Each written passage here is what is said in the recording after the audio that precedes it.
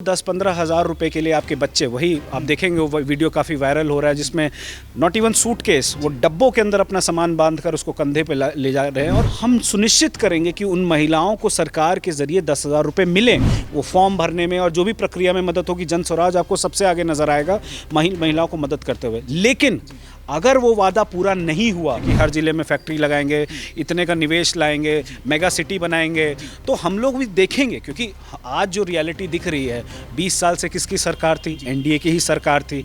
उसमें आज की डेट में बिहार मल्टी डायमेंशनली पुअर है। नए चेहरों को आगे लाना चाहिए था, नए मुद्दों पे। वही दागी मंत्री आपको दोबारा रिपीटेड दिखेंगे। इसके पीछे वही नेता जिम्मेदार है जिन्होंने आज होम मिनिस्ट्री चीफ मिनिस्टर से छीन के अपने पास ले ली है। कई लोग ये भी कह रहे हैं कि प्रशांत किशोर भविष्यवाणी करते थे कि नीतीश कुमार के राजनीतिक करियर खत्म हो जाएंगे। केवल इसी बयान को बहुत ज़्यादा स्ट्रेस कर रहे हैं, तो आपको वो बयान भी याद रखना चाहिए सम्राट चौधरी का, जो उन्होंने बोला था कि नीतीश कुमार को जब तक पद से नहीं हटाऊंगा। नमस्कार, आप देखना शुरू कर चुके हैं पब्लिक संपर्क और मैं हूं आपके साथ चंदन प्रताप सिंह। बिहार में चुनाव संपन्न हो गए और नीतीश कुमार 10वीं बार मुख्यमंत्री का शपथ ले लिए। तो अब जानेंगे कि आखिर बिहार का क्या होगा। एक नई नवेली पार्टी आई थी, जन सुराज। प्रशांत किशोर ये दावे कर रहे थे कि नवंबर में उनकी सरकार बन रही है। तो जन सुराज की तरफ से राष्ट्रीय प्रवक्ता हमारे साथ है अक्षत जी, इनसे ही जानेंगे। सर, बहुत बहुत स्वागत है आपका। बहुत बहुत धन्यवाद, आपने समय निकाला इस मुद्दों पर जन स्वराज की बात करने के लिए। जी, अभी जन सुराज लग रहा है बिहार में अभी रहेगी या फिर प्रशांत किशोर बंगाल की तरफ रास्ता देखेंगे?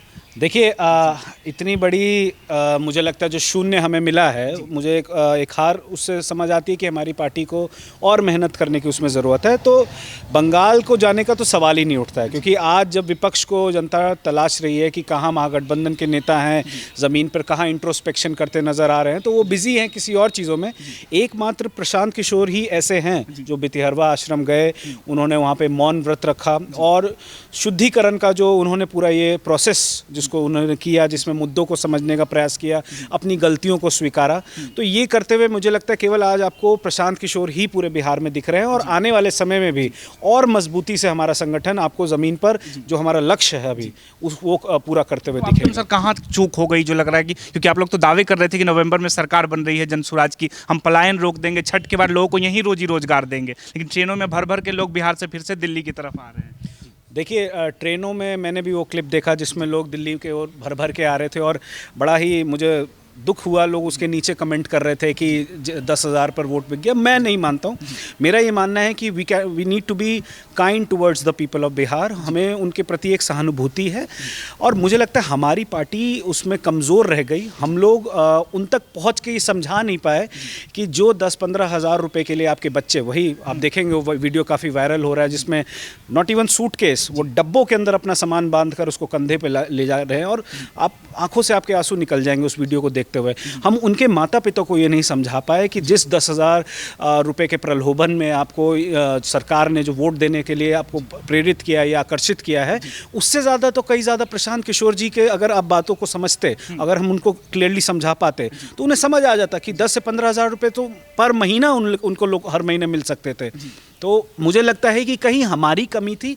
हमारे क्या बोलते संगठन ने अभी यही प्रण लिया है कि जो कमियां हमने आइडेंटिफाई की है ग्राउंड लेवल पे, जो हमारी प्रेजेंस नहीं थी, उसी को लेकर हम जनवरी 15 में हम अपना एक अभियान शुरू कर रहे हैं जिससे बिहार में शुरू होंगे जन सुराज के। और ये अभियान का मूल उद्देश्य ये रहेगा कि हम लोग ज़मीन पर जाएंगे इस बार और कुल लाखों की संख्या में है जो वार्ड जिनमें हम जाएंगे। 1,18,000 के आसपास वार्ड जाएंगे, 550 हम क्या बोलते हैं प्रखंडों में जाएंगे और वहाँ जाकर हम ये प्रयास करेंगे। ना केवल सरकार का की आलोचना में हम विश्वास रखते हैं, हम चाहते हैं, आपको बहुत छोटा एग्जांपल दूं मैं, 10,000 की जो आप बात कर रहे हैं कि महिलाओं को मिला, हम सुनिश्चित करेंगे कि उन महिलाओं को सरकार के ज़रिए 10,000 रुपये मिलें, वो फॉर्म भरने में और जो भी प्रक्रिया में मदद होगी। जन स्वराज आपको सबसे आगे नज़र आएगा महिलाओं को मदद करते हुए। लेकिन अगर वो वादा पूरा नहीं हुआ तो जन स्वराज ही होगा जो आपको सबसे आगे ही दिखेगा, जो पूछेगा कि क्यों इन लोगों को ये नहीं मिला और लोगों तक ये बात जाके बताएगा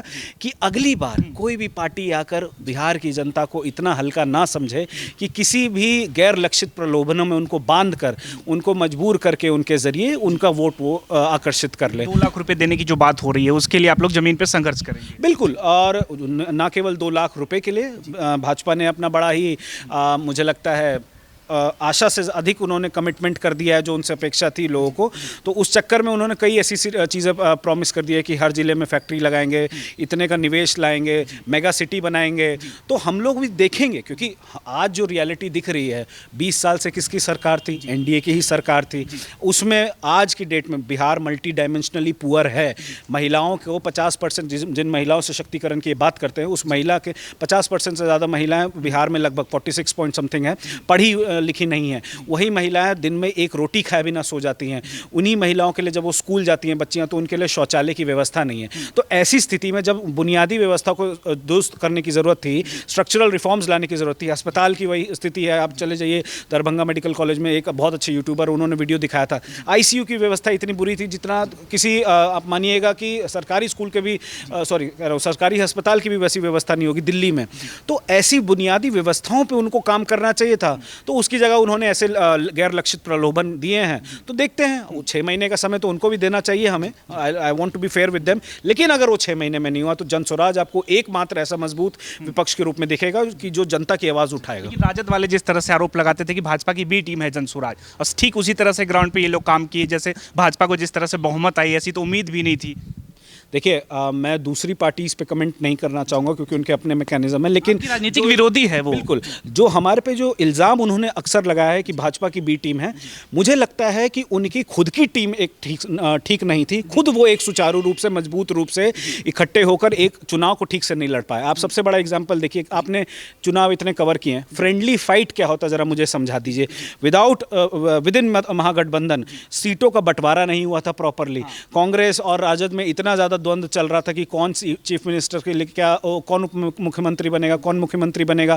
कांग्रेस को उप मुख्यमंत्री का पद इन्होंने नहीं दिया। अपनी इनकी इतनी लड़ाइयाँ थी, और वहीं दूसरी ओर जनसुराज जैसे ऐसे जो विकल्प थे उन पे लोग देख रहे थे कि क्या, क्योंकि 3.5% वोट तो हमें आए हैं ना, वोट शेयर हमारा इतना है, 16 लाख से ज़्यादा लोगों ने हम पे विश्वास किया, तो ये भी एक पक्ष है।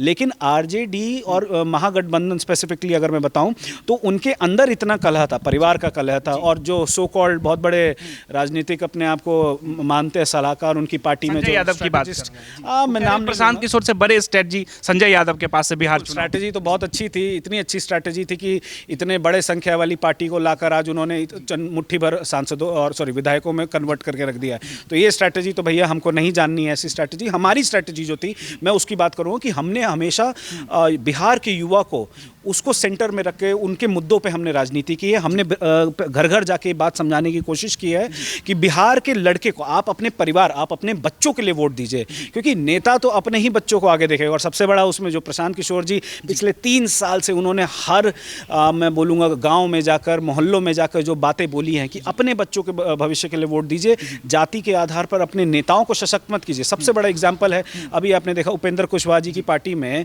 जिन लड़कों ने उनको वोट दिया, जो उनके लिए संघर्ष किए, चुनाव भर में दिन रात पसीना खून पसीना किया, क्या उस समाज के एक लड़के को उन्होंने आगे लाया? नहीं। जब उनको मौका मिला तो उन्होंने अपने बेटे को वहां पर मंत्री बनवाया। वो बेटा जिसने चुनाव भी नहीं लड़ा, खैर वो कॉन्स्टिट्यूशनली आप बातें बोल देंगे कि चुनाव तो 6 महीने तक जड़ कर, लेकिन इंटेंट क्या इससे? आज बिहार का युवा क्या देख रहा है? ये एक और प्रशांत किशोर जी हैं जो पूरे चुनाव भर यही बोले, सबके माता पिता से यही आग्रह किया कि अपने बच्चों को राजा बनाइए। राजा बनाने का क्या मतलब है? कि उनको सशक्त कीजिए। हमारे मुद्दे क्या थे? अच्छा स्कूल देंगे जिससे वो राजा बन सकते हैं, अच्छे अस्पताल देंगे, अच्छे व्यवसाय की व्यवस्था करेंगे, उन्हीं लड़कों के माता पिता को पेंशन देंगे, किसानी को मजबूत करेंगे जिससे लड़का अपने क्या पता घर पे रह के एक अच्छी किसान बन सकता है, वहाँ पर वो फार्मिंग करके कमा सकता है। तो वो राजा बनाने की बात थी। लेकिन जो नेताओं को, जिन्होंने लोगों ने, हम शायद नहीं समझा पाए इस बात को, और गहराई से हम समझाने का प्रयास करेंगे कि अपने बच्चों के लिए वोट दें, उनका चेहरा देख के वोट दें, नहीं तो ऐसे ही वो 10-10, 15 हज़ार एनडीए परिवारवाद के खिलाफ जो मंच से नारे लगते थे, परिवारवाद पे घेरा जाता था तेजस्वी यादव को, लेकिन अभी एनडीए में से परिवारवादी नेता नजर आ रहे हैं। अरे एनडीए ने तो मॉरल राइट खो दिया है। बहुत पहले भी इनके राष्ट्रीय स्तर पे भी परिवारवाद वाली ही पार्टी थी। आप देख लीजिए, आपके उप मुख्यमंत्री सम्राट चौधरी, उनके पिताजी भी वही नेता थे। और इन लोगों ने तो, मैं तो बोलूँगा परिवारवाद को एक तरीके से बढ़ावा देने का काम किया है। जहां जनता ने इन्हें ऐसा मैंडेट दिया था, बिहार की जनता ने इस बार सबसे ज़्यादा, आप देखिएगा कि रिकॉर्ड तोड़ पोलिंग हुई थी, और उसके बाद अगर एनडीए को इतना बड़ा जनाधार मिला था तो उससे तो इनको व्यवस्था परिवर्तन करनी चाहिए थी, नए चेहरों को आगे लाना चाहिए था, नए मुद्दों पे। वही दागी मंत्री आपको दोबारा रिपीटेड दिखेंगे जो जिन पे हमने इल्ज़ाम लगाए और जिनकी बातें हम उठाते रहे हैं, जो तथ्य मतलब इल्ज़ाम भी नहीं प्रवक्ता बोलूंगा। ये कह रहे हैं कि जनता ने चुनकर भेजा ना, अगर आप आरोप लगाते रहे लेकिन जनता ने फिर से चुनकर उनको सत्ता में बिठा दिया। हाँ बिल्कुल, हम ये इसी बात पे हम बोलूँगा कि हमारी ये कहीं न कहीं कमी थी कि हम इस बात को समझा नहीं पाए कि क्यों 20 साल राज के बाद भी बिहार दूसरे नंबर पे है सबसे ज़्यादा हत्याओं में, 5वें नंबर पे है इकोनॉमिक क्राइम्स में, 6ठे नंबर पे है साइबर क्राइम में। क्यों वहाँ की लॉलेसनेस इतनी ज़्यादा हो गई कि हॉस्पिटलों में आपने देखा है कि घुस के बदमाश गोलियाँ चला रहे हैं, बड़े बड़े बिजनेसमैन पे गोलियाँ चल रही हैं। तो अगर इन मुद्दों को जनता अगर गहराई से समझ ले तो वो समझ जाएगी कि इसके पीछे वही नेता जिम्मेदार है जिन्होंने आज होम मिनिस्ट्री चीफ मिनिस्टर से छीन के अपने पास ले ली है। तो अब वो जिम्मेदारी इशारा है कि भाजपा जदयू पे काबिज हो जाएगी, गृह मंत्रालय भाजपा के पास। ये इसको देखने के लिए मुझे लगता है हम लोग को थोड़ा अर्ली है, 6 महीने हमें इंतजार करना चाहिए, लेकिन लक्षण जो लग रहे हैं वो वही कमोवेश वही है। कई लोग ये भी कह रहे हैं कि प्रशांत किशोर भविष्यवाणी करते थे कि नीतीश कुमार के राजनीतिक करियर खत्म हो जाएंगे, 25 से कम सीटें आएंगी इनकी, नहीं तो हम राजनीति छोड़ देंगे, लेकिन फिर वो अपनी बातों से मुकर गए। देखिए, जो इंटरव्यू जिसकी बात आपने बहुत बार की है उसको कई बार मीडिया में मैंने भी स्पष्ट किया है और प्रशांत किशोर जी ने उस बात को स्पष्ट किया है कि जिस दिन वो बात बोली गई थी उसके बाद आप देखिए और ये बात तो कोई दोहरा है ही नहीं, नीतीश कुमार जी की खुद की स्थिति इतनी ज़्यादा खराब है और आप ये प्रशांत किशोर जी के बयानों को आप लोग इतने जिम्मेदारी से केवल इसी बयान को बहुत ज़्यादा स्ट्रेस कर रहे हैं, तो आपको वो बयान भी याद रखना चाहिए सम्राट चौधरी का, जो उन्होंने बोला था कि नीतीश कुमार को जब तक पद से नहीं हटाऊंगा नहीं तो मुरेठा खोल दूंगा।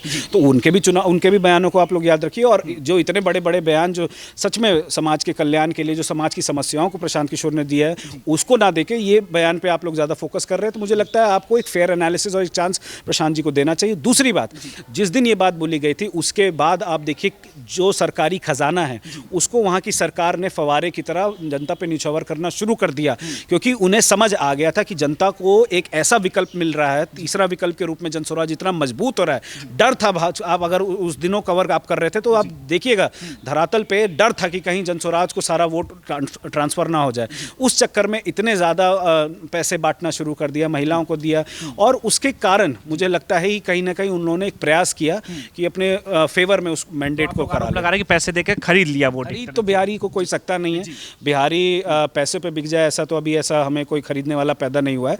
ये हो सकता है कि गुमराह लोग कर सकते हैं, आशा दिखा सकते हैं। देखिए, ये बात भी सच्चाई है कि बिहार आज देश के सबसे पिछड़े राज्यों में से एक है। वहाँ पर सच में परचेजिंग पावर की कमी है, लोगों के पास डिस्पोजेबल इनकम की बहुत कमी है, और उस सिनेरियो में कोई पार्टी अगर आके वहाँ की मासूम जनता को अगर ये सपना दिखाती है कि हम आपको 10,000 देंगे और अगले 6 महीनों में 2-2 लाख रुपए बांट देंगे, मुझे लगता है कोई भी आदमी अपनी बेहतरी के लिए ही सोचता है। उनको बुनियादी मुद्दों को समय लगता है पकने में। देखिएगा जनस्वराज एक दिन समय आएगा जिसमें पूरा प्रदेश आपको पूरा क्या बोलते हैं जनस्वराज के लीडर्स के थ्रू ही दिखेगा, उनके प्रयासों के थ्रू आपको चमकता हुआ दिखेगा, लेकिन उस समय तक आने में संघर्ष में समय लगेगा। It's a time taking process. और मुझे बहुत गर्व होता है कि प्रशांत किशोर जी प्योर गांधीयन मॉडल को फॉलो कर रहे हैं, जिसमें उन्होंने कल जो अपना मौन व्रत रखा और अपनी आपको इंट्रोस्पेक्ट किया, एग्जैक्टली वही मॉडल है जो गांधी ने फॉलो किया था। तो उसमें आपको समय लगता है, Rome was not built in a day, समय लगेगा, और मुझे लगता है कि आपको बदलाव आता दिखेगा। लोग ये भी कह रहे थे कि जिस तरह से दिल्ली में बम ब्लास्ट हुआ कि देश के गृह मंत्री बिहार में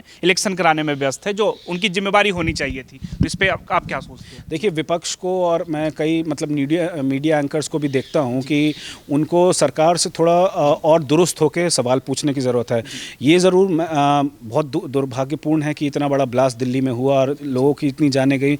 मैं बड़ा दुखी हूँ उससे, लेकिन ये बात भी सच है कि अमित शाह जी तो ग्राउंड पे थे। उन्होंने हमारे प्रत्याशियों से पहले जो मतलब अपना फॉर्म भरने जा रहे थे उन लोग को तक उन्होंने मतलब हम तो तथाकथित बैठाने का प्रयास किया है, क्योंकि फ़ोटोज़ उनके साथ सरफेस हुई है। तो हमें डेफिनेटली वो बिजी तो वहाँ थे, अब उसका क्या रिपरकशन नेशनल सिक्योरिटी पे पड़ा था ये तो उनको एनालाइज करने की ज़रूरत है। बट मुझे लगता है कि जिम्मेदारी लेके उस पर जाँच जरूर होनी चाहिए और जिन्होंने गलत किया है उनको सज़ा मिलनी चाहिए।